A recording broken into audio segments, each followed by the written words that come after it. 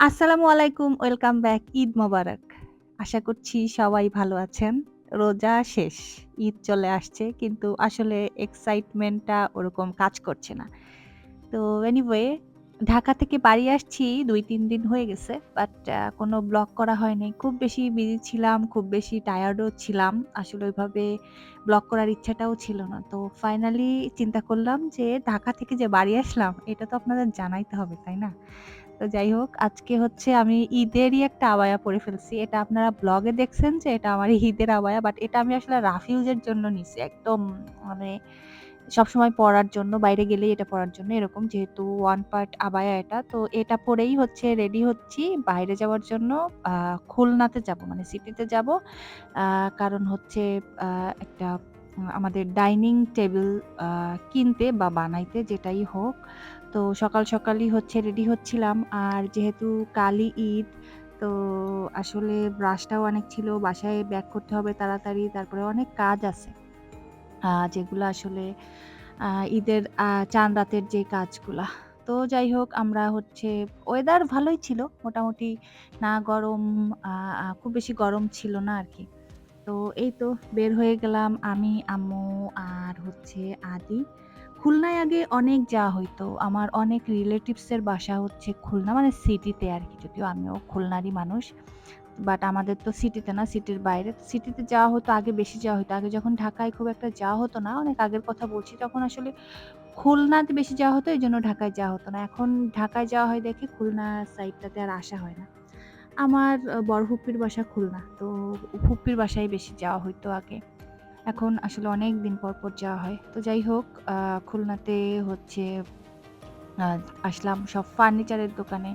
আক্তার, হাতিল, তারপরে লোকাল সবগুলাই টুকটাক আমরা ঘুরে দেখতেছিলাম। বাট আমাদের মন মতো ঐরকম ডাইনিং টেবিল পছন্দ হচ্ছিল না। ডাইনিং টেবিল পছন্দ হলে চেয়ার হয় না, চেয়ার হইলে টেবিল হয় না। এক দোকানে চেয়ার হয় তো আরেক দোকানে টেবিল হয়। এইগুলা মিলায় সবকিছু মিলায় এটা হচ্ছে আক্তার। আক্তারেও একটা টেবিল ছিল। আমরা আসলে নিতে আসছিলাম মার্বেলের টেবিল। কাচের গুলা এখন আর নিতে চাচ্ছি না। মার্বেলেরটাই দেখতেছিলাম। তো হাতিলে এসে ২ টা টেবিল পছন্দ হইছে। একটু ইউনিক টাইপের ছিল। চেয়ারগুলা খুবই সুন্দর ছিল। এই চেয়ারটা বেশি সুন্দর ছিল। আর একটা টেবিল ছিল মেটালের উপরে। এই যে দেখেন কি সুন্দর। বাট এটা আসলে আমাদের আ ঘরের থিমের সাথে যায় না। তো এইজন্য আর এটা নেওয়া হয় নাই। পরে হচ্ছে গোল্ডেন ফার্নিচার থেকে আ চিন্তা করলাম যে কাস্টমাইজ আমরা করে নিই। ওদের যেহেতু কাস্টমাইজ অপশন আছে। আর আমরা হচ্ছে ৬ চেয়ার না ৮ চেয়ারের একটা টেবিল নিবো। যেহেতু আমাদের ডাইনিং এরিয়াটা অনেক বেশি বড়। আর বেশি মানুষ আসলে তখন এইজন্য একবারে ৮ চেয়ারের মানে ডাইনিং টেবিলটা নিতে চাচ্ছিলাম। তো এখানে আরকি আমরা উনি ল্যাপটপে আমাদের মানে কম্পিউটারে আমাদের দেখাচ্ছিলেন যে কোন ডিজাইনটা আমরা নিতে পারি। তো কিছু আমি ডিজাইন দেখাইছি, কিছু ওরা দেখাইছে। এটা মানে দেখায় দেন হচ্ছে আমরা আ মার্বেল আর সোফার কাভারটা পছন্দ করতেছিলাম আরকি। তো খুব বেশি পছন্দ হয় নাই। ঢাকায় যেরকম অনেক অপশন থাকে।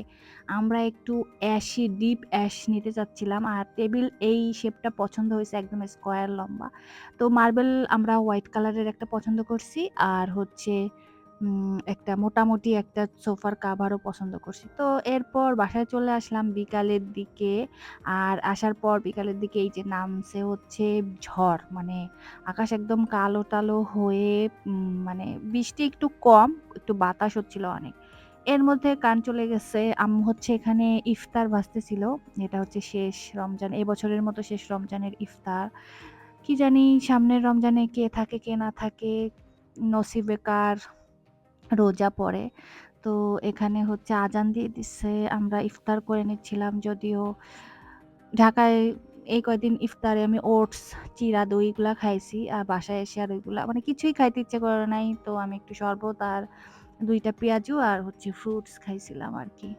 তো এই আরকি দেখতে কিভাবে যে রোজাগুলো চলে যায়। অন্য মাস এত তাড়াতাড়ি যায় না, যতটা রোজার মাস তাড়াতাড়ি যায়, জানি না কেন? তো ইফতার করে দেন হচ্ছে গেছিলাম স্বপ্নে রোজার গ্রোসারি আইটেম কিনতে। টুকটাক সবগুলাই আম্মু কিনে রাখছে আমি আসার আগেই। তো বাকি হচ্ছে টুকটাক কিছু আমারও আমি যেগুলো রান্না করব সেগুলোর জন্য আমার টুকটাক কিছু জিনিসপত্র কেনার ছিল। তো এগুলাই আমি কিনতে গেছিলাম। কিনে এনে অ্যাজ ইউজুয়াল চাঁদ রাতে হচ্ছে আমি রোস্টের জন্য মুরগিটা ভেজে রেখে দিই পরের দিনের জন্য। কারণ সকালে উঠে আ চুলা খালি পাওয়া যায় না। আম্মু রান্না করে, আরো টুকটাক রান্না করার থাকে। তো মনে হয় যে দেরি হয়ে যাচ্ছে। তো আমি এখানে সবদিনই সবসময় আমি বিগত অনেক কয়েক বছর ধরেই চাঁদ রাতে হচ্ছে মুরগিটাকে ভেজে রেখে দিই ফ্রিজে। পরের দিন হচ্ছে আম্মু সকালে বের করে তারপরে হচ্ছে আপনার ইয়া করে মানে রোস্ট আম্মু করে। তো এই দায়িত্বটা সবসময় আমার থাকে। আজকে কি হইছে, রোস্ট ভাজতে যেয়ে ছিটে এসে আমার মুখের একটু লাগছে আর বাকিটা আমার ঘাড়ে, হাতে লাগছে। ভাগ্যিস একটু মুখে একটু কমই লাগছিল। রোস্ট ভাজা যে কি পরিমাণ মানে একটা প্যারা। এটা সবসময় ছিটতে থাকে তারপরে মুখে-টুখে এসে লাগে। এরপর হচ্ছে আম্মু রাতের বেলা হচ্ছে দুধ জাল দিচ্ছিল পায়েস রান্না করার জন্য। আমাদের পায়েসটাও আগের দিন রান্না করে রাখা হয়। সবসময় হালুয়া করে, বাট আম্মুর শরীরটা এবার ভালো না। এজন্য এবার খুব একটা আ মিষ্টি বলছি যে, "আচ্ছা ঠিক আছে শুধু পায়েসই করো আর পরের দিন হচ্ছে সেমাই করা হবে।" তো এই আরকি এখানে হচ্ছে আম্মু অনেকগুলা অনেক প্রায় ৫ ৬-৭ লিটারের মতো দুধ দিয়ে হচ্ছে পায়েস রান্না করে। আম্মুর পায়েসটা অনেক মজা হয় আরকি। তো এই আরকি। এই ছিল আমার চাঁদ রাতের প্রিপারেশন, চাঁদ রাতের ব্লগ। আর আপনাদের সাথে আমি এই চাঁদ রাতের ব্লগটা কবে আপলোড দিব জানি না, হয়তো ঈদের পরে বা ঈদের দিনও। এরপরে ঈদের ব্লগটা আসবে আস্তে ধীরে। ততদিন আপনারা ভালো থাকবেন, সুস্থ থাকবেন। পরিবারের সাথে সবার সাথে খুব ভালোভাবে ঈদ সেলিব্রেট করেন। আর obviously সেফ থাকবেন। খুব আস্তে ধীরে চলাফেরা করবেন। রাস্তাঘাটে এখন যা হয় খুব ভয় লাগে আরকি। যাই হোক, আজকের মতো বিদায় নিচ্ছি। আল্লাহ হাফেজ।